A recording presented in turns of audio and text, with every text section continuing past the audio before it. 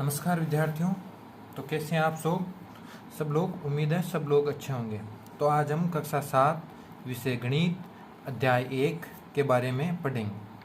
तो इससे पहले की क्लासों में हमने इस अध्याय से संबंधित 2 क्लासें ले रखी हैं। उनमें हमने पूर्णांकों से संबंधित व उनके गुणधर्मों से संबंधित कई सारी बातें सीख रखी थी।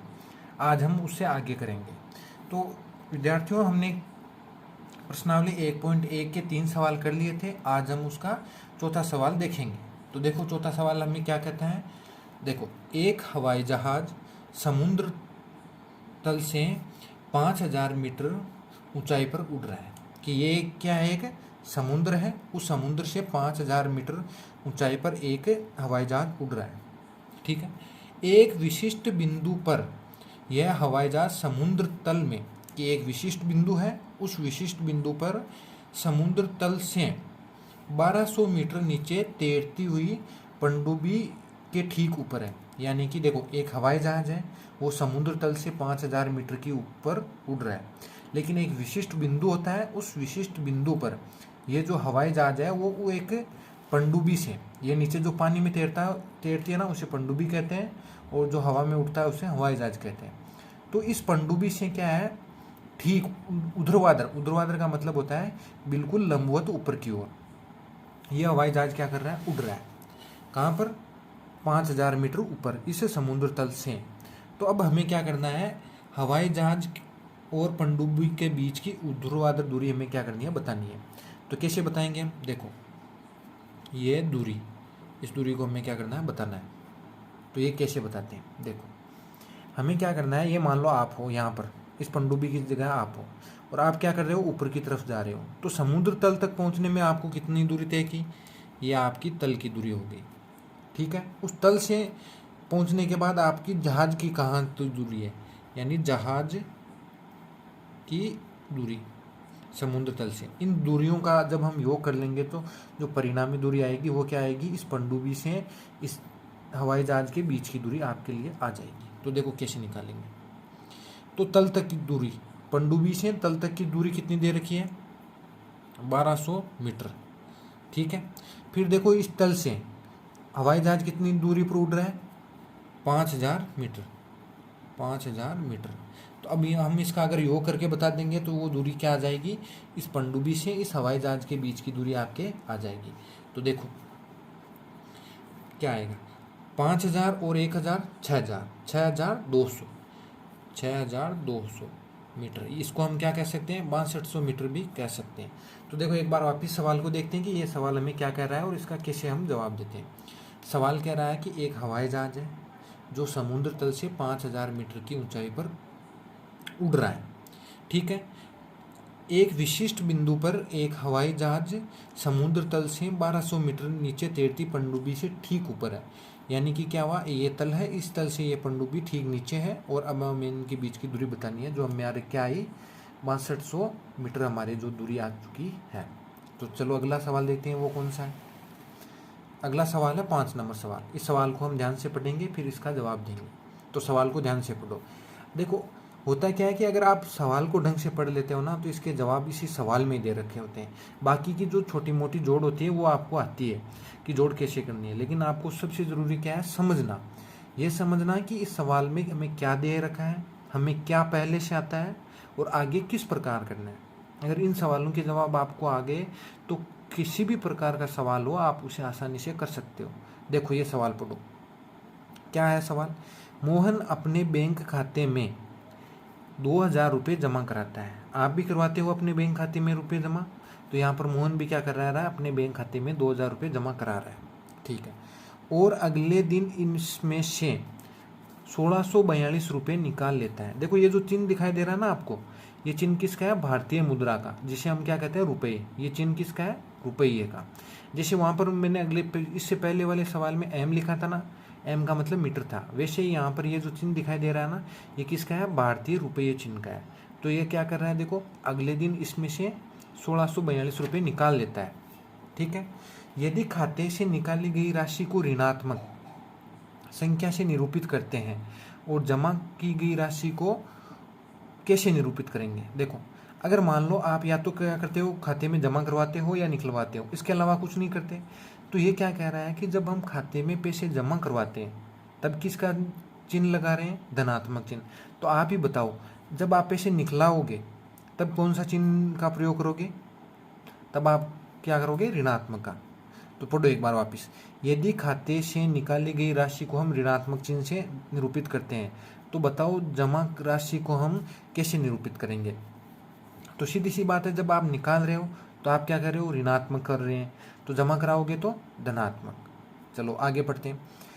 निकासी के पश्चात खाते में जमा राशि, यानी कि देखो आपने पहले बैंक में कितने रुपए जमा कराए, 2000 रुपये, फिर उससे 1642 रुपये निकाल लिए, तो अब बताओ आपके खाते में कितने रुपए हैं, यही सवाल आपसे पूछ रहा है। तो मोहन की जगह आप अपने आप को समझ लो।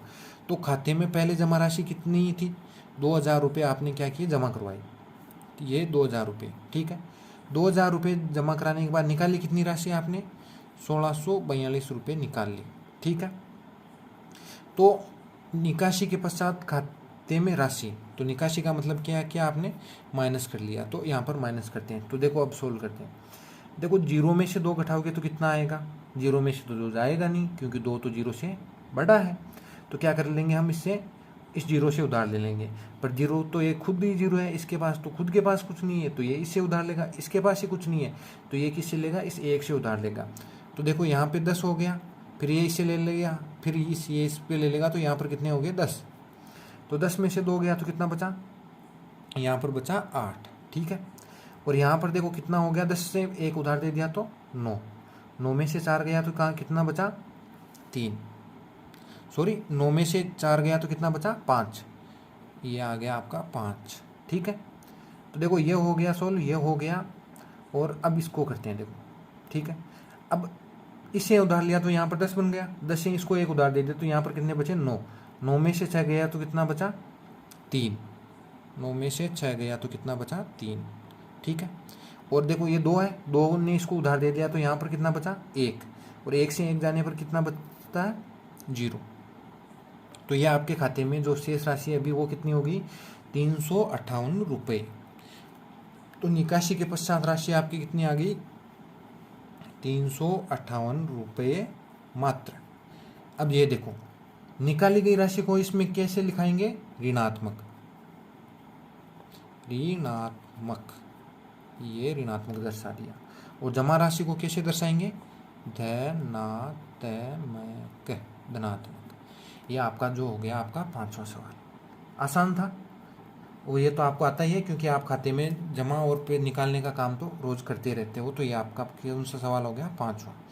तो चलो अब आखिरी जो ये आज 6ठा सवाल है वो देखते हैं कैसा है। देखो ये सवाल देखने में बहुत बड़ा लग रहा है लेकिन बहुत ही आसान है, अगर ध्यान से समझोगे तो ये 2 मिनट का सवाल है। तो इसके लिए ध्यान से सवाल को समझना है। देखो रीता नाम की कोई लड़की है जो एक बिंदु है ए, उससे पूर्व दिशा की ओर चलती है, ठीक है, और बिंदु बी तक पहुंचती है। देखो एक लड़की है रीता, वो ए बिंदु से शुरू होती है और बिंदु बी तक जाती है। उसको जाने में तय कितनी दूरी करती है, 20 किलोमीटर। आगे बात समझ में, ठीक है। आगे क्या करता है, उसी सड़क के अनुदिश 20 से वह 30 किलोमीटर की दूरी पश्चिम की ओर तय करती है। यानी कि क्या हुआ, देखो पूर्व की विपरीत दिशा कौन सी होती है, पश्चिम, है ना। ये बात को तो आपको पता ही है कि दिशाएं 4 प्रकार की होती है। 4 कौन कौन सी, उत्तर ऊपर की तरफ, नीचे दक्षिण, और इधर की तरफ पूर्व, और इधर की तरफ पश्चिम। ये चारों ये क्या होती है, आपकी दिशाएं होती है। तो रीता क्या करती है, सबसे पहले पूर्व की तरफ जाती है कितनी, 20 किलोमीटर, और फिर वापस पश्चिम की तरफ कितनी आती है, 30 किलोमीटर। चलो ये बात समझ में आ गई जो प्रश्न अब तक कह रहा है। आगे बढ़ते हैं। यदि पूर्व की ओर से तय की गई दूरी को धनात्मक मानते हैं, यानी कि जो रीता जहाँ पर खड़ी है उससे पूर्व की दिशा को क्या मानते हैं, धनात्मक, और पश्चिम की ओर दिशा को हम क्या मानते हैं, ऋणात्मक पूर्णांक के रूप में। तो अब क्या करना है, हमें बताना है पूर्णांक के रूप में दर्शाएं तो बिंदु ए से उसकी अंतिम स्थिति को किस पूर्णांक में दर्शाएंगे और क्या पूर्णांक आता है वो बताते हैं। देखो आगे इसको हम समझते हैं। ये देखो मैंने आपके लिए क्या बना दिया है, संख्या रेखा बना दी है, ठीक है। इस संख्या रेखा को आप ध्यान से देखो।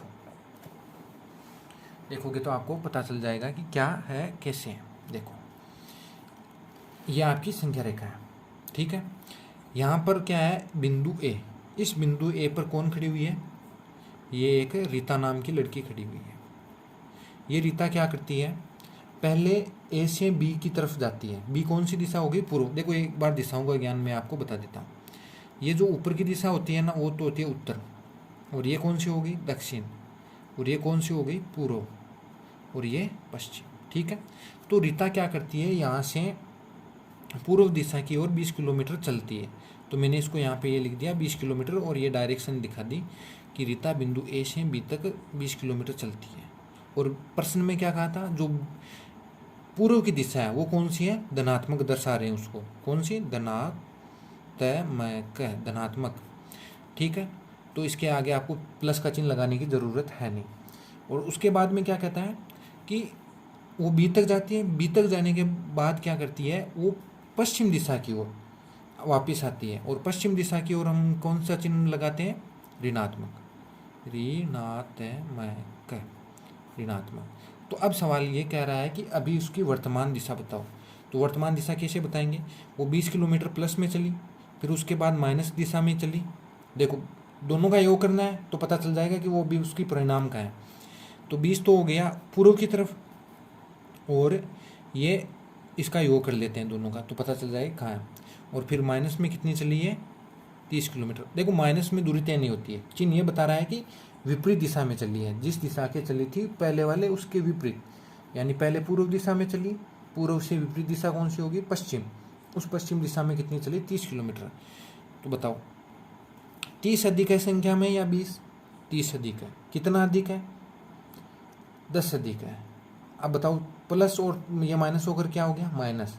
तो चिन्ह किसका आएगा? माइनस का, ठीक है। और कितना आया? 10। तो ये 10 किलोमीटर जो ए है स्थिति, उस ए स्थिति से पश्चिम दिशा की ओर अभी वो कौन है? रीता खड़ी है। तो ये 10 किलोमीटर हो गई। और ये रीता यहाँ पर मान लो मैंने इसको बिंदु सी दे दिया, तो ये कहाँ पर खड़ी है? बिंदु सी पर खड़ी है। आ गया समझ में? आ गया होगा उम्मीद है। एक बार वापस देख लेते हैं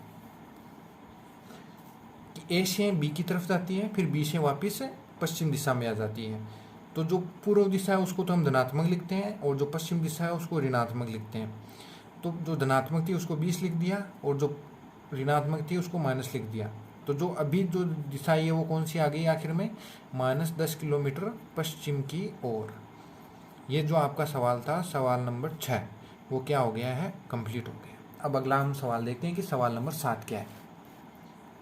देखो, एक मायावी वर्ग में, वर्ग तो जानते हो ना, जिसकी लंबाई और चौड़ाई समान हो, उसको हम क्या कहते हैं? वर्ग कहते हैं, ठीक है। एक मायावी वर्ग में प्रत्येक पंक्ति, प्रत्येक स्तंभ, देखो पंक्ति किसे कहते हैं और स्तंभ किसे कहते हैं? स्तंभ का मतलब तो होता है खंबा, जो खंबे की तरह खड़ा हो उसको हम क्या कहते हैं? स्तंभ। और पंक्ति का मतलब क्या होता है? टेढ़ी लाइन। जो प्रार्थना के लिए आप खड़े होते हो तो जो लाइन लगाते हो ना, उसको हम क्या कहते हैं? पंक्ति, ठीक है। तो ये तो क्या हो गई? पंक्ति, ठीक है। और ये क्या हो गया? स्तंभ। स्तंभ, ठीक है। तो ये देखो, एक पंक्ति, दो पंक्ति और तीन पंक्ति, 3 पंक्तियां दे रखी हैं, और 1, 2 और 3, ये 3 स्तंभ दे रखे हैं। ये जो 2 वर्ग दे रखे हैं, इन दोनों वर्गों को देखना है और हमें बताना है कि कौन सा मायावी वर्ग है, ठीक है। तो मायावी वर्ग होने के लिए शर्त क्या है कि उस शर्त क्या है वो देखो। शर्त दे रखी है कि प्रत्येक स्तंभ, यानी कि इस स्तंभ, ये जो स्तंभ दे रखा है ना, इस स्तंभ का जोड़ और इस पंक्ति का जोड़ हमेशा क्या होना चाहिए? तीनों का समान। फिर होता है विकर्ण। विकर्ण मतलब टेढ़ा, ये जो तिरछा होता है ना वो, ये टेढ़ा भी अगर इसका योग समान है और इस तरफ भी जोड़े तो योग समान हो, तो जो परिणाम आता है वो क्या आएगा आपका? एक, अगर समान आए हर तरफ से तो वो क्या होगी? आपकी एक विकिरण होगी। तो देखो, पंक्तियों को जोड़ते हैं एक बार। 5, ये प्लस का 5 और माइनस के कितने हुए? देखो जोड़ कर लिख लेते हैं। 5 तो हो गया प्लस का, और माइनस का कितने? -1 और -4, तो माइनस के कितने हो गए? 5। तो इनको जोड़ा तो परिणाम क्या आया? 0। चलो अगली पंक्ति को देखते हैं। -5 और -2 कितने हो गए? -7। ये हो गया आपका -7, और उसमें जोड़ना कितना है +7। तो देखो एक माइनस का है और एक प्लस का है, तो परिणाम क्या आएगा वापस 0। ठीक है, अगला देखो 0 में 3 जोड़े तो 3, और 3 में से 3 घटाए तो 0। तो इसको हम ऐसे लिख सकते हैं 3 - 3 = 0। तो देखो पंक्तियों का तो सभी का योग क्या आ रहा है, समान आ रहा है, और क्या आ रहा है 0। अब स्तंभों का देख लेते हैं। देखो ऊपर की तरफ जोड़ते हैं, 0 में -5 जोड़े तो -5, और -5 में माइनस ये प्लस का 5 जोड़े तो परिणाम क्या आया 0। यह आपका आ गया 0। अगला देखो -1 -2 कितना आया -3, -3 और +3 कितना आया 0। ये भी आपका क्या आ गया 0। ये देखो -3 और 7, पहले माइनस माइनस वालों को जोड़ लो। -3 और -4 कितना हो गया -7, और प्लस का 7 जोड़ा तो परिणाम क्या आया 0। आ गया ना 0। अब देखो विकर्ण वाला, देखो स्तंभ का भी 0 आ रहा है, तीनों स्तंभों का और तीनों पंक्तियों का भी क्या आ रहा है 0 आ रहा है।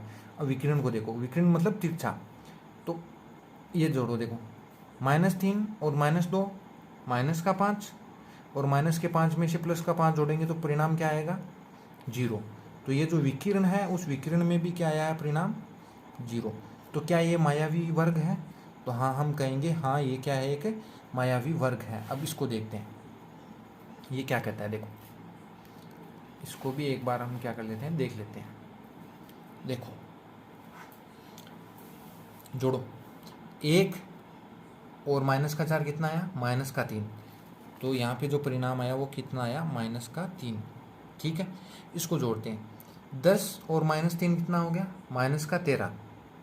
ये यहाँ पर लिख लेते हैं, देखो इसका -13 और प्लस का कितना है 4, -13 प्लस का 4, तो परिणाम क्या आया देखो 13 अधिक है किससे 4 से, कितना अधिक है 13 में से 4 गए तो 9, तो जो परिणाम आया क्या आया वो आया आपका -2।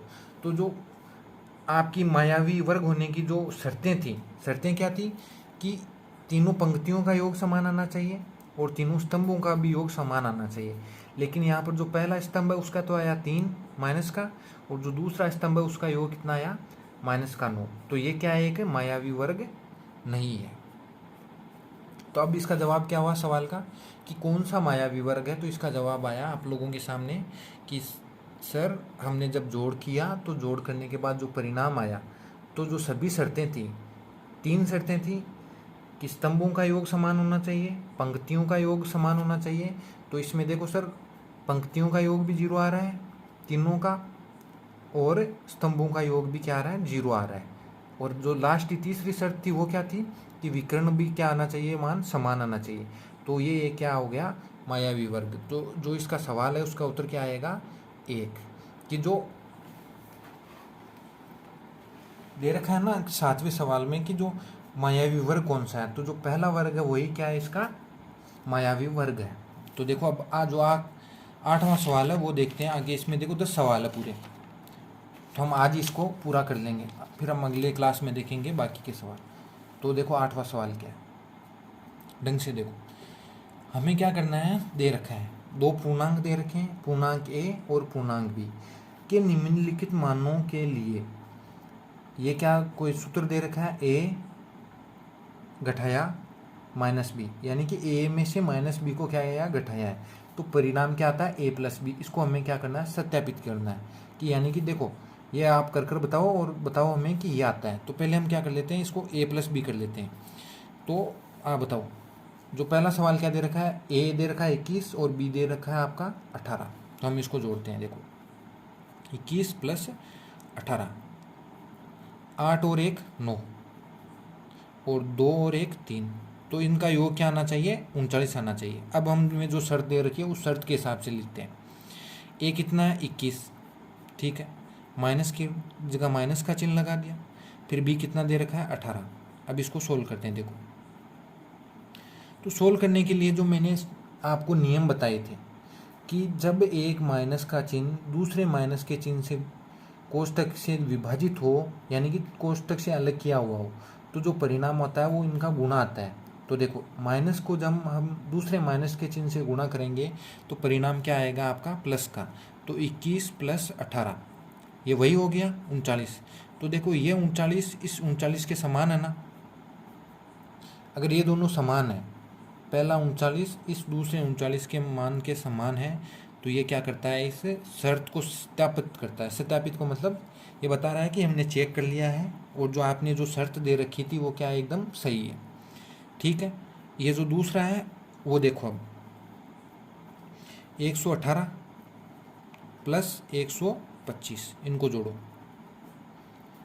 8 और 5 13, 13 का हमने लिख दिया यहाँ पर 3 और असल लागा 1, 2 और 1 3, 3 और 1 4 और 1 और 1 2। तो यहाँ पर परिणाम क्या आया, जब 125 में 118 जोड़ा तो परिणाम आया आपका 243।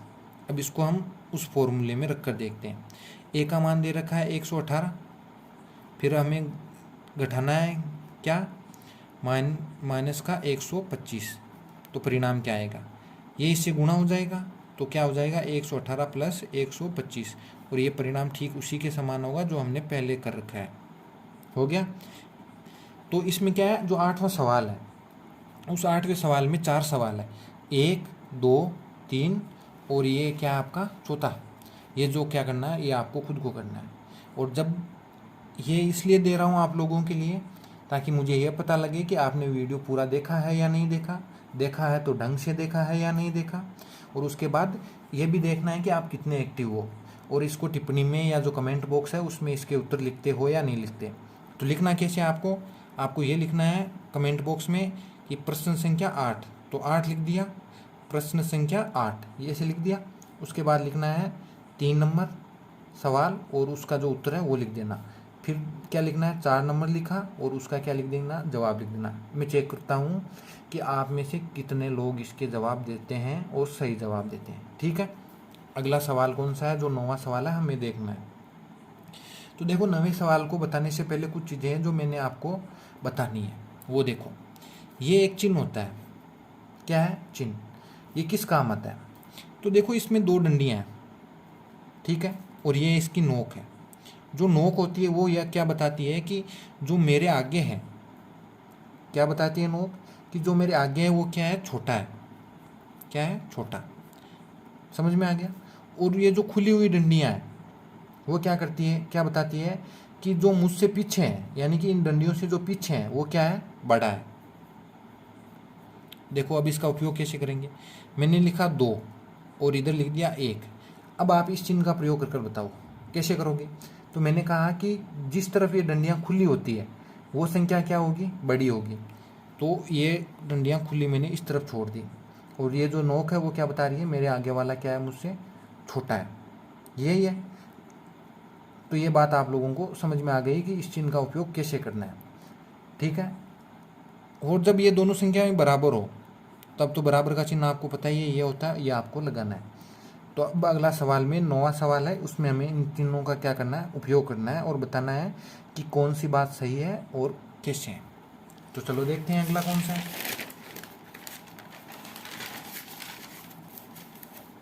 ये रहा, इसमें सवाल दे रखे हैं, उन सवालों को हम क्या करते हैं, वापस देखते हैं। देखो कौन कौन से हैं। जो ए सवाल दे रखा है ना उसको देखते हैं। ए में क्या है, ए में जोड़ दे रखी कि -8 में जब हम -4 को जोड़ते हैं तो जो परिणाम आता है क्या आता है, जोड़ कर देख लो। देखो 2 ऋणात्मक संख्याएं हैं, जब इनको जोड़ेंगे तो परिणाम भी किस में आएगा, ऋणात्मक आएगा। तो 8 और 4 कितना हो गया, 12, और चिन्ह किसका आएगा, माइनस का। ठीक है, ये बात आपको समझ में आ गई।